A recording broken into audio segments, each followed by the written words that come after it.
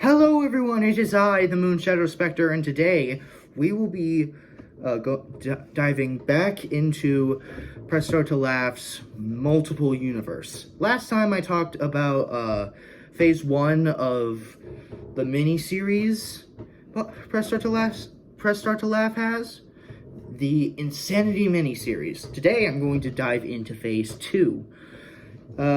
Quick spoiler, I have not watched the videos in a very long time, but they are very good. I do recommend you go check out Press Start to Laugh. He is, or they, I should say, via that is a multiple person channel, do a very good job on making videos, and it's very entertaining. Sometimes even funny. I digress, let us get into the video. Alright, so today, Phase 2 consists of 2 different games, Subnautica and Journey to the Savage Planet. Subnautica, we'll start first, because it goes along the main plot. Subnautica is a game where you are struck down by something and landed into a sea life planet with a whole bunch of different aliens. In this one, back from Stanley's Parable, or the Stanley Parable, we have Stanley, aka Arthur. Arthur now works for Alterra, which he noticed during his entire loop. And, well, once decided working for them, he got sent on this mission where he was to study all life on the planet. Now he has crashed down on the planet, and he has to call for help. In this storyline, in the plot though, you have to go raid the ship after collecting a whole bunch of different stuff, creating a sea life base, avoiding different kinds of monsters and beings, while also mining for ores and other types of crap. Anyway, during this entire thing, after raiding the ship, I believe, he starts gaining these different voices. One of them is a pirate voice. I don't remember all the other ones. I just know specifically the first one is a pirate voice. Anyway, after this, he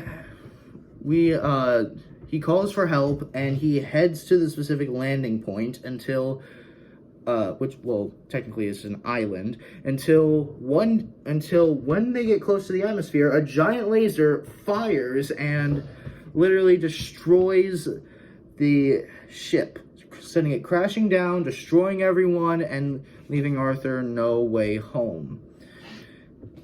After this, he goes raiding the ruins and finds that there is a ginormous alien mother. I think she's a queen. And, well, after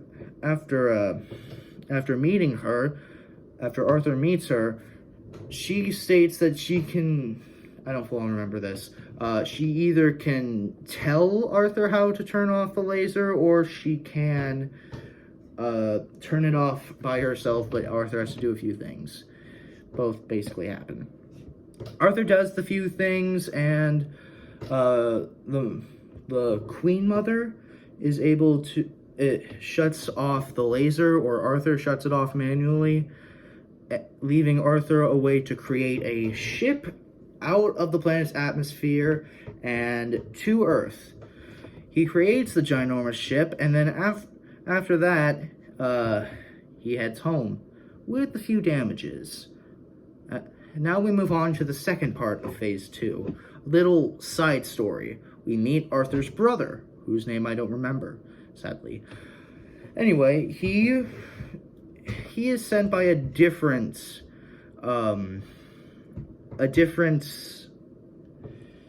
space corporation to find a suitable planet for human life to live on when Earth dies. And this company has also made a whole bunch of different toys, experiments, and gaming headsets, which is actually one of the key parts of this plotline, because he's in debt after buying a very expensive gaming headset. Or at least I think it's a gaming headset. Anyway, I digress. He goes along the island, seeing different creatures, and sometimes even battling them. For example, I'm going to mention the bosses in the game. He fights a ginormous crab with 3 little tendrils above it with orange bulbs where you have to shoot it. I think it's called a crab claw. He then meets, there's these enemies called floop snoots, and he meets the quote-unquote queen, and he has to kill that to get to the next area. Finally, when he gets to these ginormous floating islands, he realizes that there once was alien life here, and he has to go through 3 trials before he enters into a completely ginormous tower where he has to go fight a freaking meatball. Oh, I also forgot to mention this. In the funny plot line Press Start to Laugh is used, or I'm just going to say Hive now. Hive has decided to put, when the explorer hears the narrator helper about teleportation,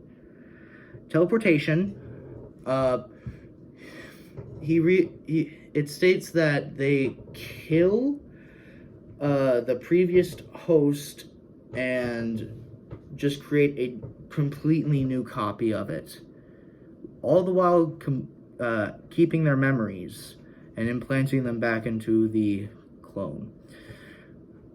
And basically what Hive decides to do is put him into a crazy state like his brother. After that, he heads down, after completing the trials, of course, he heads down this ginormous elevator, leading him to the final boss and creepiest being of all, Teratomo. He has like all these little pustules on him that you gotta hit so he can be defeated and open his mouth and reveal the seed that's attached to like a whole bunch of what I believe is saliva. He grabs this orb thing called a seed until Teratoma eats him and literally craps him out the back. After that, I also forgot to mention, after getting the seed, you could do 2 things. There's a good ending and a bad ending. The bad ending happens when you only collect the rocket fuel you need. I forgot to mention that the ship was dead, of course, as happened with a whole bunch of other Space World games. After that, he basically can just get off the frickin' planet. But he still grabs the seed anyway, gets off the planet, and there's a little celebration video for him. And that ends this video for today, everyone. Thank you all for watching my Moonshadow Sprites, and I hope to see you all next time. This is the Moonshadow Specter, signing off.